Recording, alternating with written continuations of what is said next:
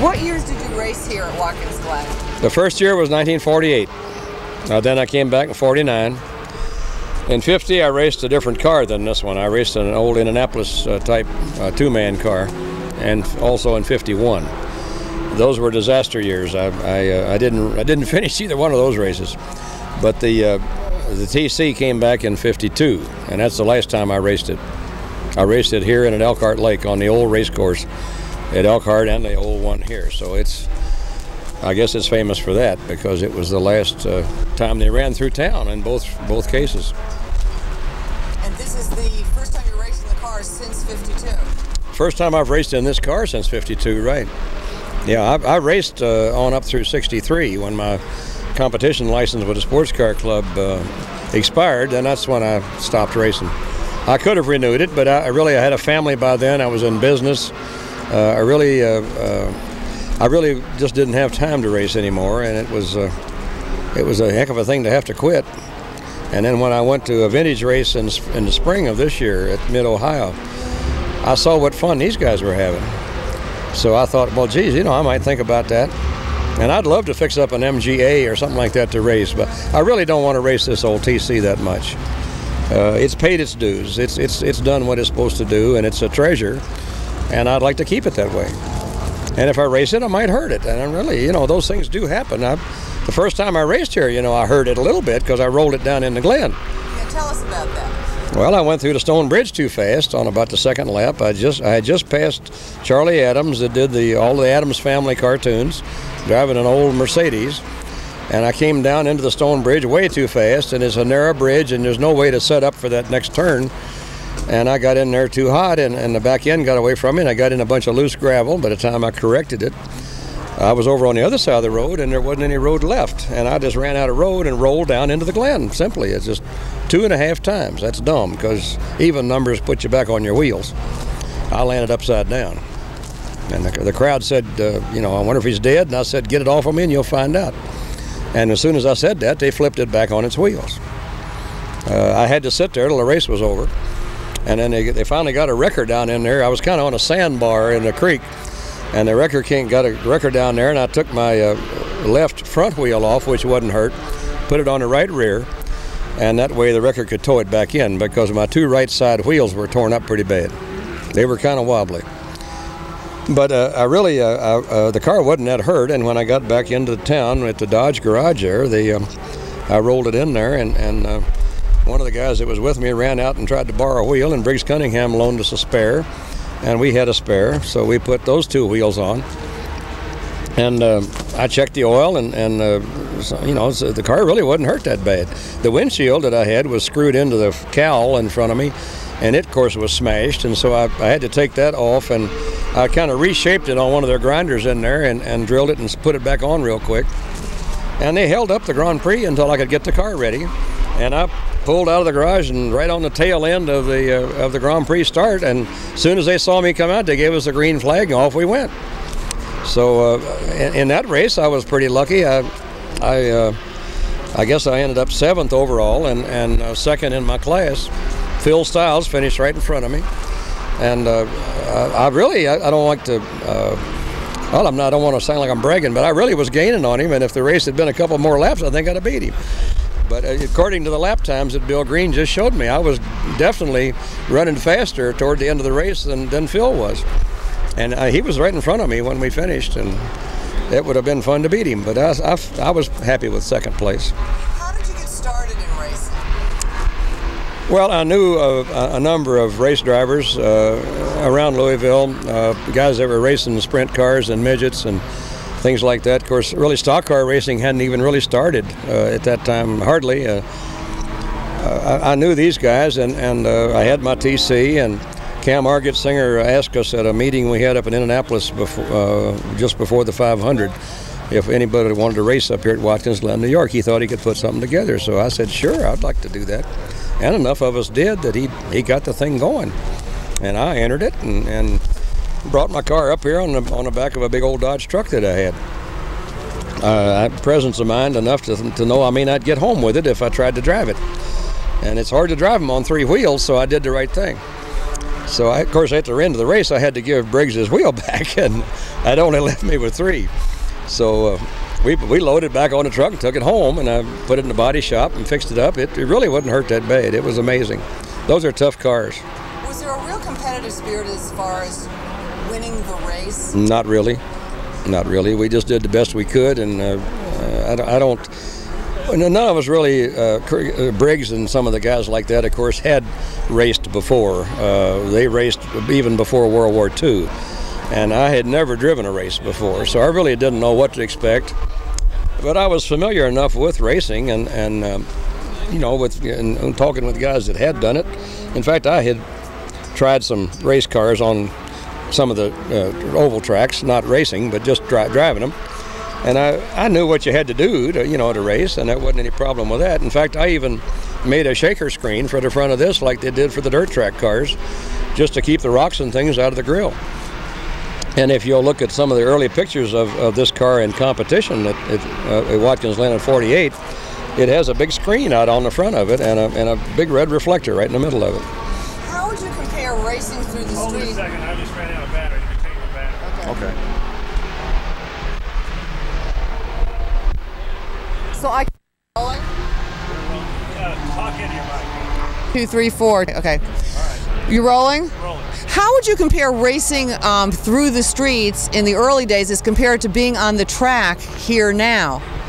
Well, compared to what we did in '48 and through '52, this race course is beautiful. I mean, it really is one of the prettiest race courses in the United States, I'm sure. And it seems so easy to run on this race course compared to what we had to do at Watkins Glen early, when we were running on the streets. The streets were in the first place, you had all kinds of different road surfaces. You had asphalt down the main street where Franklin Street is. As you started up Old Corning Hill, it was kind of paved, but it was rough. When you got to the top of the hill and went down the railroad underpass straight, it was really rough, and it was just kind of oiled rock. And then you had a bunch of S-turns at the end of that, which made it kind of interesting. And then when you ducked down into the Stone Bridge Valley, that was a real tight little road and was rather rough pavement. And then, of course, the Stone Bridge itself was really a one-lane bridge, so you really couldn't even set up for the corner. And then, of course, the corner, once you got through the Stone Bridge corner at the end of the bridge, well, then you had a relatively smooth section and then went up a real crooked hill. And at the top of that was dirt and gravel. I mean, it wasn't even paved. And that was one of the fast sections of the course. We ran on gravel and with trees right beside the road and fences and barbed wire fences, things like that. It was, when you look at it now, you think, how in the hell did we survive it? And so, of course, one of us didn't. Sam Collier was unlucky enough to get himself killed. But even going across a railroad track, it was so ridiculous. We hit a double track and actually cleared the ground. I mean, we went off the ground, even in a slow car like an MG. Briggs Cunningham passed me one day in midair as we were practicing. He was going faster than I was, and we went over the track, and he came down ahead of me. And it was just, when I think of what we had to do to keep your foot on the throttle going down that long Big Bend hill, because the closer to town you got, the steeper it got. And to have enough willpower or lack of brains or whatever it was to do that, when I look at it today, I coasted down there last night in third gear and I thought I was going too fast. And I swear, it's just, I look back at these kind of things and I think we were awful lucky to live through it. And unfortunately, nobody really I just got strangled. Okay, take your time. Okay. I mean, other than, of course, Sam got killed, and that was unfortunate. And it was just a tragic accident that was really kind of a freak, the way that happened. And when I turned my car over, of course, I didn't get hurt. A lot of people, Bill Milliken, of course, Bill and I, of course, have a lot in common, because every time I would crash up here, he did. And really, they told me last night, I never had thought about it, but I was the first driver in the United States to crash in a Grand Prix race after World War II. Because it was the first Grand Prix race that was held after World War II. And I think that's kind of a dubious distinction, but they brought it out last night. See, I crashed first on the second lap, and Bill was several laps later when he finally flipped over. So Every time I did something stupid like that, well, he did. And he was always driving Bugattis when he did his thing, and I drove several different things. But when I had a bad crash in 1950, at the end of the railroad underpass straight, I was driving a very fast car that was Ford-powered Indianapolis, well, an old Indy car. A lot of people were buying up things like that and making road race cars out of them. It was kind of the deal at the time. And I overtook this guy in a Jaguar 120, and he had a big bumper across the back of it. And he apparently didn't see me coming up. I was passing him on his right because he was over in the left lane. And as we started into a curve, he just moved over, and his bumper hooked in the front of the frame on this car I had, which had frame horns that stuck out in front of it. And of course, it just set me up for a 100-mile-an-hour slide sideways. There's nothing I could do about it, and I slid off the track. And unfortunately, there was a fireman standing there with a fire extinguisher, and he was supposed to be there to keep the people from standing there, but he was standing there with them, and I hit some of them, and it broke my heart. But what can I do? They were standing in the loose gravel on the outside of a corner, and that's just not a good place to watch a race. My life should have been taken at that time, because when I went off the road, there was a steep bank there, and my car, fortunately, the right rear wheel hit a telephone pole, which I really had no control over. That was just luck. And the pole kind of straightened the car up a little bit, so that I went off the bank straight and just landed out in the field. When I looked back at the car afterwards, I wondered why it should have taken my head off right across here, because the Indy cars were very narrow, even though they call them two-man cars. The seats were, about a foot wide, and the seat right beside me was torn all to pieces, and the cowl of the car in front of me was wiped out, and that pole should have caught me right about here. And the only thing I can figure is that I must have ducked, and of course those are instincts that save your life. You don't think about them, and I really don't know how that happened. Ken Purdy was the editor of True magazine, was sitting in a car across the track, and it was raining a little bit, drizzling and nasty.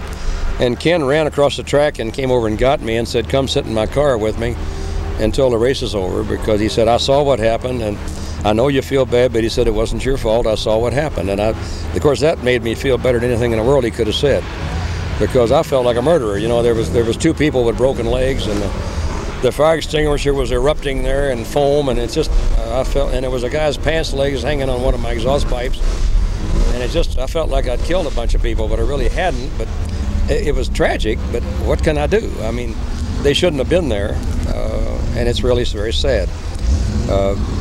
Ken made me feel a lot better by telling me that, and I sat in the car with him till the race was over, and then they towed my car back into town, and I didn't try to run it anymore.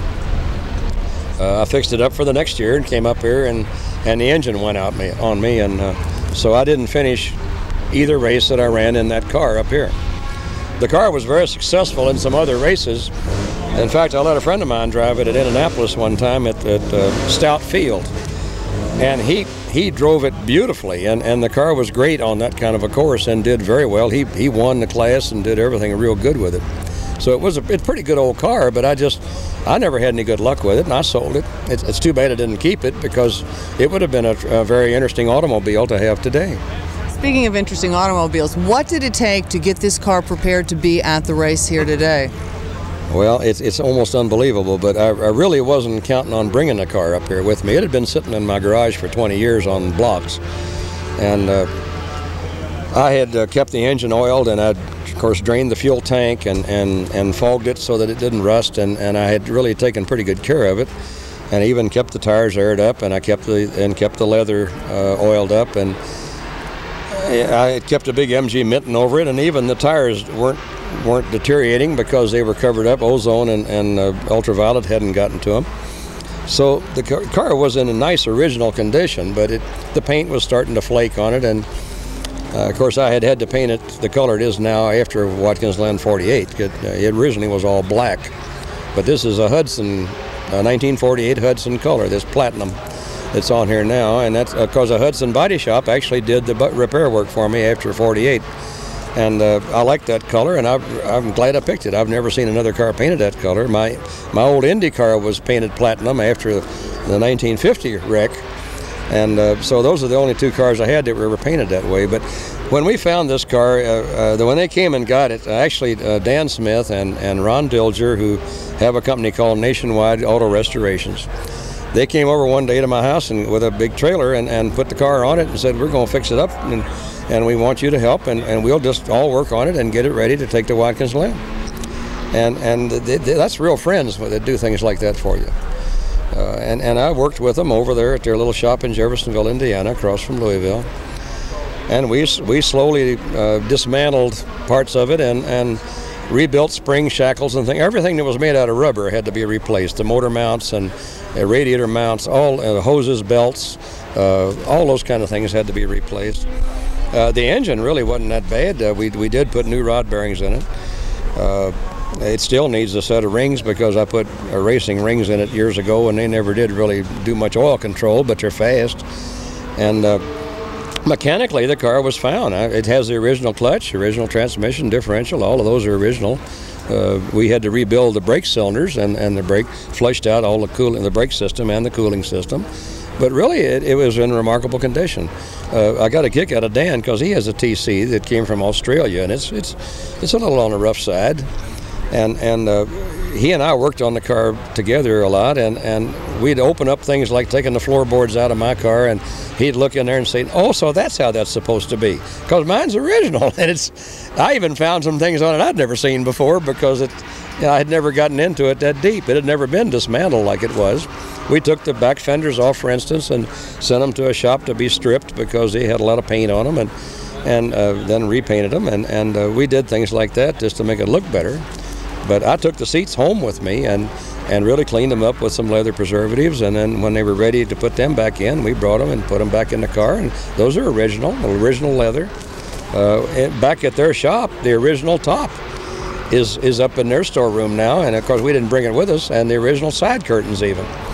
And the car only has 11,000 miles on it, so it's probably one of the newest TC's MGs in the world, you know. So I love this old car, and I'm going to keep it for the rest of my life. And I just it's been a member of my family longer than I've had a family. So when you're driving it now, how does it handle? Is it similar or different from 20 years ago?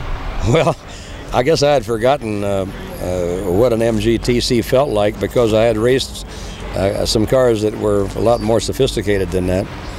But it was a lot of fun, really, because the old car, I soon got used to it again, and it's a very forgiving kind of an automobile. It's almost hard to get hurt in it, and it'll corner real good, and of course I'm real down on power compared to a lot of these other guys. The engine is basically stock, and a lot of these cars I'm racing against now really have hot cams and all kinds of things in them that I don't have. So I just stay over to right and keep my hand out this way and say, come on by. And everybody has passed me, and we've had a lot of fun. That's what I came up here for. I really didn't want to race it. Frank Rupp of the SVRA asked me to run it in the Collier Cup. I thought I'd just race it as an exhibition car and not really race it. Just get out and drive around the track and let people see it.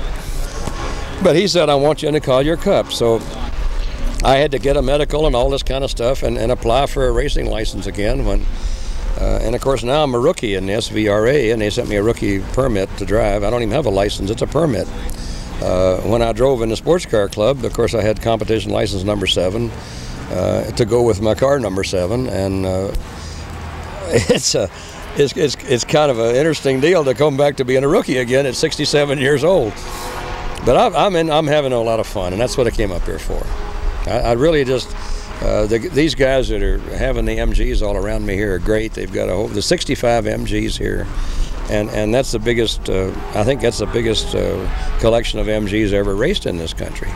It's remarkable, and there are 10 TC MGs. Now that they only built 10,000 of these darn things, and there are not that many of them around. There were very low quantity of them actually came to the United States. They really never made an export model. See, they're all right-hand drive. And of course, that's a big advantage on a road race course because you're sitting on the inside of most of the corners. And that's a big help. The only other car I drove that was right-hand drive was I had a Sebring Sprite that I got from my MG distributor because I was an MG dealer for a good many years too. And this Sebring Sprite was a right-hand drive, and it was actually in the Sebring races set up by Donald Healy. And I had a lot of fun running that little car for a couple of years because it was a lot like this MG. It was very unforgiving. I mean, very forgiving, and it was almost impossible to do anything wrong. You could go through corners so crazy you wouldn't believe it, and it would let you. And that's fun to drive a car like that. And really, the racing that I've ever done in my life has been mostly for fun. I did some professional racing, but I really have never tried to do it professionally that strong where it meant anything to me. The racing in the sports car club that I used to do was very similar to what we're doing here in the SVRA. The SVRA, of course, is gentlemen racers, and that's the way. It's a lot of fun. We have respect for each other. We give each other plenty of room. There's been a few infractions, I notice, and some guys get a little too eager. There are probably some people driving here that really are not long-time race drivers, and maybe they're a little bit over their head in some of the cars, and that's to be expected. But they need to cool their enthusiasm just a little, because nobody's supposed to get hurt in this, and that's the way it should be. And I'm going to take it slow and stay out of the way and just enjoy my car, and it's going to have a ball out there showing off, and that's the way we're going to do it. Great. Thank you very much. We appreciate it. Good. I hope I didn't mess you up too bad when my fuel pump quit today when we were out there trying to qualify. But it's an SU pump. What the hell? So I am indebted to the guys that helped me fix my car up to bring it here, because up to the time that really about a week ago, that car had been sitting in my garage for 20 years on jacks, and 2 months ago, roughly, when I was invited to come up here to be honored. And by the way, I've never had a city honor me like this town has, and I love this place. And I've been back several times. I helped them dedicate the start-finish line monument 6 years ago. And my ambition in life is to last 4 more years at least, so I can come back for the 50th anniversary. And they've even got my tombstone out here on the sidewalk. Go take a look in front of the courthouse. And I told them, I said, when I die, if you'll just lift this thing up and dig a deep hole and stand me up in it, and then put this back, then you'll have me right there all the time. And I'll be right there. I've had a lot of fun with MGs, and I've loved them. I've driven all kinds of MGs, but I really love my old car, and I really didn't want to race it, but Frank Rupp said, please drive it in the Collier Cup. I will try my damnedest to stay out of your way, and I tried that, and I hope I've done it so far. My left hand will be mostly saying, do this. And some of you scared the hell out of me today and went on this side. I'm an old man, I can't stand much of that. But really, I want you to, the history of some of the things I've done is pretty well known now. And Bill here had the graciousness to write me up in the program, if you really want to read about what I did. The only thing that I fault him on is that he said that I hit the damn stone bridge, and I didn't. I went through it. I didn't touch it. But as you know, if you saw it, it's pretty damn narrow, and you can't set up for that turn at the end of it, which is kind of comes back the wrong way. And I was just going too damn fast, and that's all. And I got in a loose gravel and lost it, and I ended up over on the right side, and there wasn't any road there. I just rolled down into the glen upside down 2.5 times, which is stupid, because that means you stop upside down. You want to do those things in even numbers and land on your wheel. They towed my car back into town on a wrecker. I had to take, well, my two right wheels were torn up. So I had to take my left front wheel off and put it on the right rear so the wrecker could tow it in on 2 wheels. And they towed me back into the Dodge garage, which is still here. And real busy. One of the guys that came up from Louisville with me, fortunately, I drove it up here on a Dodge truck. I said, that's a long way from home, and I want to be sure we get home. So that was smart, but because I couldn't go home on 3 wheels. But anyway, I borrowed a wheel from Briggs Cunningham, put my spare wheel on. They actually held up the Grand Prix race until I could get my car back together. And I had to remake the windshield that I'd broken off. And it was just a little plastic windshield I screwed into the cowl. But the car really wouldn't hurt. I mean, it shows you how tough MGs really are, because I held the damn thing up, and thank God they're light. It was on me, and of course, I think you all heard the story. The crowd came around here. I'm upside down underneath the damn thing and can't move. And I heard a bunch of people talking, and I wonder if he's dead. And I said, get it off of me and you'll find out. and as soon as I said that, of course, they hooked it up on his wheel real quick. But they they told it back into town, and honestly, that was so marvelous because they wanted me to run in the Grand Prix even though I hadn't qualified. And they gave me time to fix it up a little bit, and I rolled it out on the street, and as soon as I pulled in on the tail end of the Grand Prix race, man, they gave us a green flag, and off we went again. And I never even had time to think about it. It's probably one of the best races I ever drove. Because I ended up, of course, my car was number 7. It always has been up here. I had competition license number 7 in the Sports Car Club of America. I finished 7th overall in the Grand Prix after all of that, and 2nd in my class. So I was very proud of what I'd done. And unfortunately, the guy that beat me was Phil Stiles, who was a dear friend of mine and drove a TC. And he just died about a month ago. I wish he could have been here with us. There's a lot of great guys that, of course, aren't here anymore. But if you really want to know history, the man behind me is the guy that needs to do the talking. And if you don't mind, I just want to tell you, I'm proud to be here, and I'm proud to be a part of this and be a member of your club.